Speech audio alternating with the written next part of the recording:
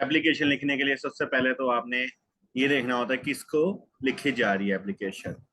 अब जिसको लिखी जा रही है आप पहले सेंडर के बारे में बताते हो कि सेंडर कौन है। टू, उसके बाद कॉमा।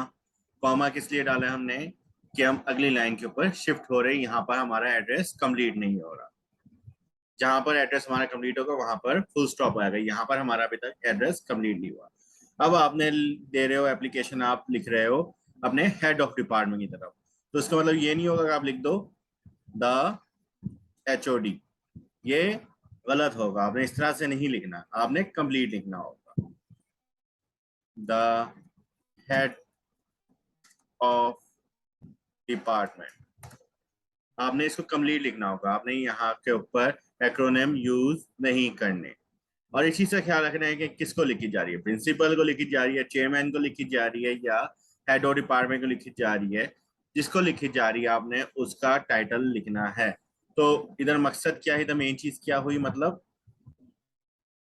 टाइटल ऑफ पर्सन, जिस बंदे को लिखी जा रही है उस बंदे का टाइटल आपने लिखना है। यहाँ पर आप मैनेजर को भी लिख सकते हो, जनरल मैनेजर को भी लिख सकते हो, CEO यानी चीफ एग्जीक्यूटिव ऑफिसर उनको भी लिख सकते हो। अब इसके ऊपर डिपेंड करता है कि आप किसको लिख रहे हो और आपने वो इधर लिखना है।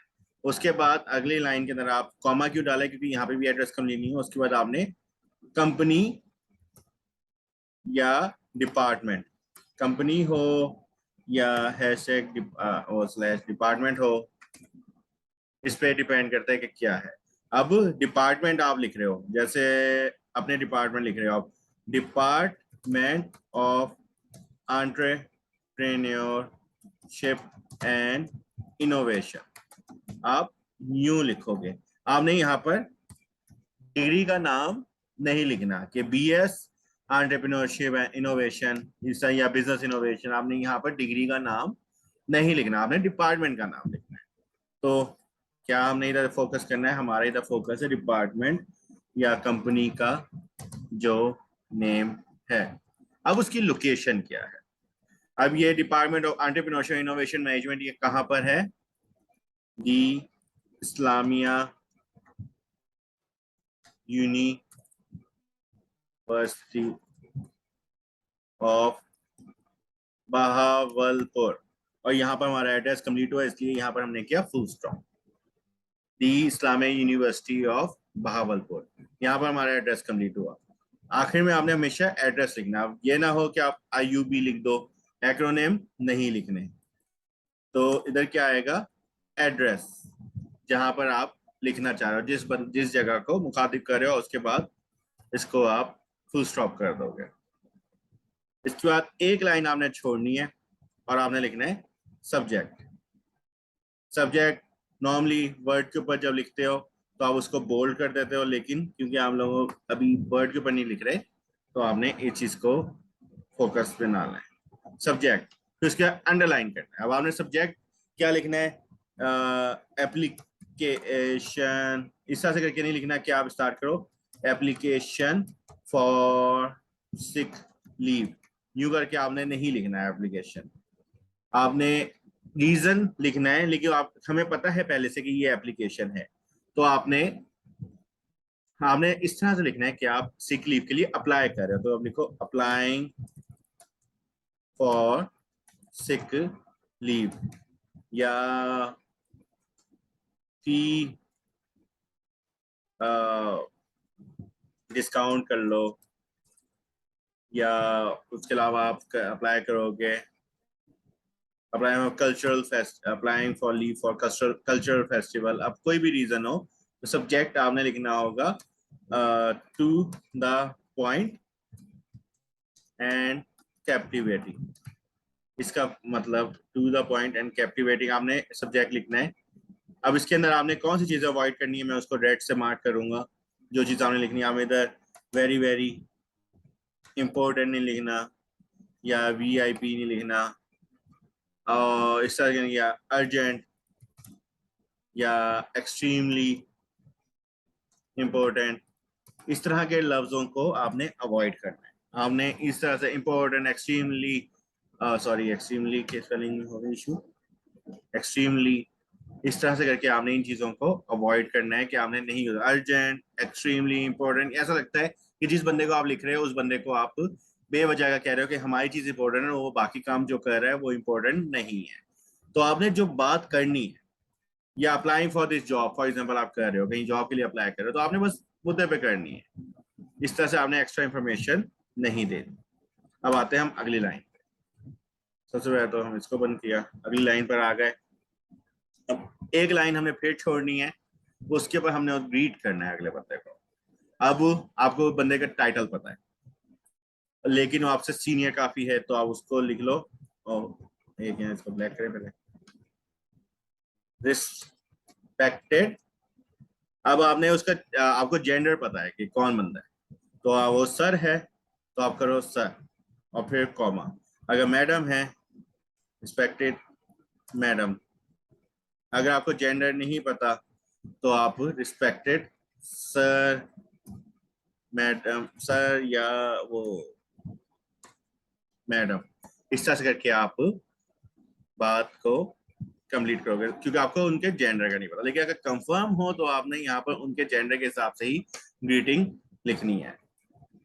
अज्यूम कर लेते हैं कि सर ही हैं। अब आ जाता, हमने स्टार्ट कहाँ से करना है, हमने इसके बिल्कुल जहां पर आपका सर एंड हुआ है वहीं से हमने कंटिन्यू करनी है अपनी एप्लीकेशन। अब सर के बाद आपने फर्स्ट पैराग्राफ के अंदर क्या लिखना है, अपने बारे में बताना है कि आप कौन हो, कहाँ लिख रहे हो कि I am a student of BS entrepreneurship and innovation. I am a student of BS entrepreneurship and innovation, semester 4th है आपका या 3rd है आपका, जो भी डिपेंड करता है। 4th, roll number is, roll number ये बता दो, और उसके बाद अपना नेम भी बता दो। यहाँ पर आप फर्स्ट लाइन के अंदर ही इधर नेम वगैरह बता दो, एंड के अंदर आपने बताना होगा, लेकिन यहाँ पर आप अपनी बेसिक इंफॉर्मेशन दे दो। आप नेम आपके लिए लाजमी नहीं है, लेकिन आपने role number, semester, BS entrepreneurship, और क्या आपका रीजन क्या है उसके अंदर फर्स्ट लाइन के लिखो। रोल नंबर जैसे आपका है 1424 आपका रोल नंबर है, 1424 आपका रोल नंबर है। I'm a student and I want to apply for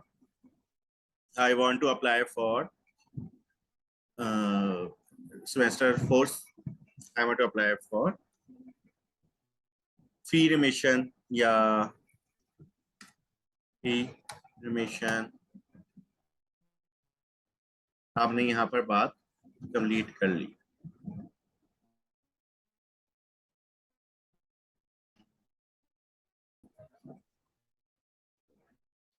आपने फी रिमिशन के लिए कर दिया अप्लाई। अब आपने फर्स्ट सिर्फ लाइन के अंदर आपने मेन रीजन क्या था आपके एप्लीकेशन लिखने का, आपने उस चीज के ऊपर फोकस कर दिया। अब सेकंड के अंदर आप एक तरह से करोगे कंटिन्यू मिन्नतें। सेकंड के अंदर अब आप करोगे मिन्नतें, रीजन के क्या है, जैसे my father is very poor, he tries his hardest to feed the family. He is a laborer। Labourer या मेसन, मजदूर हैं तो मेसन होगा। इस पे डिपेंड करता है कि उनका रैंक क्या है। फार्मर हैं, कोई भी उनका जो भी वो काम करते हैं, या बिजनेसमैन भी कर लो तो पूरे दिन आ जाते हैं, कोई पता नहीं कभी को आ। तो इसके हमने फी रिमिशन के ऊपर फोकस कर लिया और लेबरर। उसके बाद आप बताओ कि ही इज हैविंग ट्रबल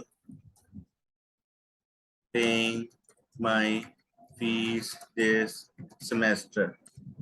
उसके बाद अब आप बताओगे कि आपकी CGPA वगैरह क्या है। अब आपने बता दिया trouble paying this semester and I need financial support to continue with my studies. अब आपने ये बता दिया कि आपको फाइनेंशियल सपोर्ट चाहिए, लेकिन अब यूनिवर्सिटी वाले आपको क्यों दें?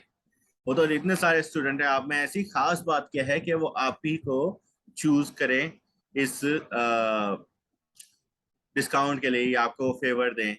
अगर आपकी सीजीपी अच्छी नहीं है तो आपको क्यों फेवर देंगे? आपसे तो उम्मीद ही नहीं होगी, तो आपकी सीजीपी भी अच्छी होनी चाहिए। अब आप बताओ कि आपकी एजुकेशन में आप अच्छे हो।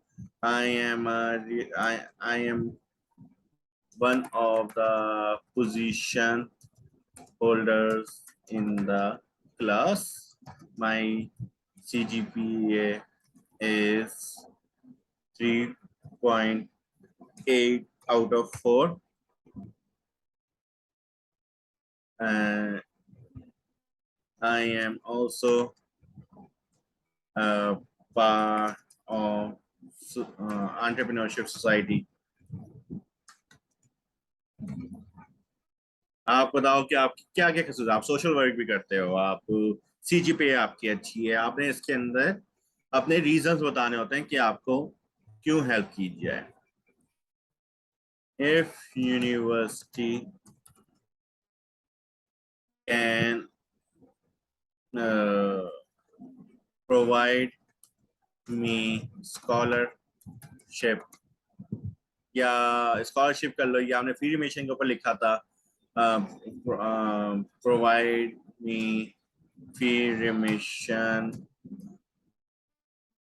I would be able to continue with my studies. आपने रीजन बता दिया। फाइनली आखिरी वाले के अंदर आप उनको थैंक करोगे, और उसके बाद अब आप बताओगे कि अगर उन्होंने कर दिया तो आप क्या उनके लिए फील करोगे। Kindly consider my application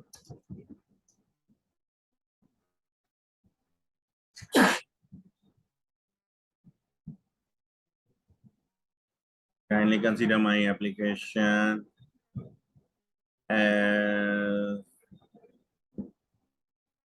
my last hope to continue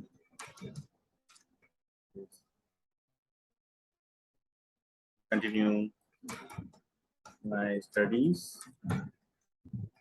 Please provide me financial support. I will be grateful to you. आपने यहाँ पर कंप्लीट कर लिया अपनी कैसे ग्रेटफुल टू यू। अब आपने एंडिंग कहाँ पे करनी है? एंडिंग से पहले तो आपने एक लाइन छोड़ दें ना छोड़ दें, दोनों चीजों में कोई इतना इशू नहीं होता, लेकिन ज्यादा बेहतर है आप छोड़ दें। अब आपने करना है कि उस बंदे का आप क्या हो, योर्स सिंसियरली हो गए, या बल्कि टीचर हैं आपके तो आप उनके ओबीडियंट हो गए। ओबीडियंटली कॉमा अपना नेम लिखना है आपने यहाँ पर, your name comma roll number comma programme okay semester comma programme. Programme यहाँ पर आपका क्या है, डिग्री का प्रोग्राम, सिग्नेचर, और ये सिग्नेचर के साथ फुल स्टॉप होगा। और उसके बाद सिग्नेचर की ही सीट के अंदर आपके पास आएगी डेट, जो उस दिन की डेट होगी। आपने इन चीजों को कंप्लीट करना है। डेट की दो जगहें होती हैं, एक जगह यहाँ पर नीचे होती है एंड के अंदर, कि आप सिग्नेचर के साथ ही इधर सामने डेट लिख रहे हैं, ताकि अपनी ही हैंड राइटिंग के अंदर पेन से लिख रहे हो, ताकि पता हो कि आपने किस दिन लिखी। या दूसरी जगह होती है डेट की इधर टॉप पे। लेकिन टॉप को सेव कर देने का मकसद ये होता है कि यहाँ पर आप अपना रेफरेंस नंबर लिख सको। कभी का जब ऑफिशियल डॉक्यूमेंट आप अप्लाई करते हो तो रेफरेंस नंबर आपसे कहते हैं कि रेफरेंस नंबर वो अपने रिकॉर्ड के लिए रख लेते हैं, तो बेहतर है कि आप इस जगह को खाली छोड़ दें। इधर रेफरेंस का आप लिखें, आप एग्जाम के अंदर आप रेफरेंस का इधर बताएं ना बताएं वो आपकी चॉइस है, लेकिन आपने ओवरऑल इसी फॉर्मेट को फॉलो करना है। अब टॉपिक कोई भी हो, बेसिक जो इनका मकसद है, फर्स्ट पैराग्राफ का क्या मकसद है, आपने अपनी इंफॉर्मेशन देनी है। सेकंड पैराग्राफ का क्या मकसद है, आपने अपने रीजंस बताने हैं कि आपको जो हेल्प चाहिए थी वो क्यों करें। आप जॉब के लिए अप्लाई करें तो आप मोटिवेटेड हैं, आप हार्ड वर्किंग हैं, आपकी ये कहते हैं टाइम मैनेजमेंट स्किल्स बहुत अच्छी हैं, आप पंक्चुअल होते हैं चीज़ों में, आप मल्टीपल टास्क इकट्ठे कर सकते हैं। आपने सारे के सारे रीजन बता देने हैं कि आपको वो क्यों सिलेक्ट करें, और आखिर के अंदर आप उनका शुक्रगुजार होंगे अगर उन्होंने आपको कंसीडर किया, and looking forward to working for them, या looking forward to getting a positive response from them. आपने सारी चीजें उसी में बतानी। एंड के अंदर yours obediently name, roll number, semester, programme और सिग्नेचर। प्रोग्राम आपने ऊपर बता दिया था, इधर आप चाहे दोबारा प्रोग्राम ना भी बताओ तब भी कोई मसला नहीं है, बता दो तब भी मसला नहीं है। दोनों सिचुएशन के अंदर आपने इंफॉर्मेशन अपनी कंप्लीट कर ली, और दैट्स इट। आपने इन चीज़ों को फॉलो करोगे आपके नंबर फुल होंगे। आपने ख्याल रखना है कहाँ पर कॉमा आ रहा है, कहाँ पर फुल स्टॉप आ रहा है। टाइटल ऑफ पर्सन के अंदर आपने ख्याल रखना है, आपने HOD नहीं लिखना है ना, हेड ऑफ डिपार्टमेंट कंपनी लिखना है। डिपार्टमेंट के नाम के साथ गलती नहीं करनी है, आपने BS नहीं लगाना होता है इधर कभी। आपने एड्रेस सही लिखना है, आपने IUB नहीं लिखना, कंप्लीट लिखना है, the Islamia university of Bahawalpur. इन चीज़ों का, छोटी छोटी चीज़ों का ख्याल रखेंगे, आपके नंबर फुल होंगे।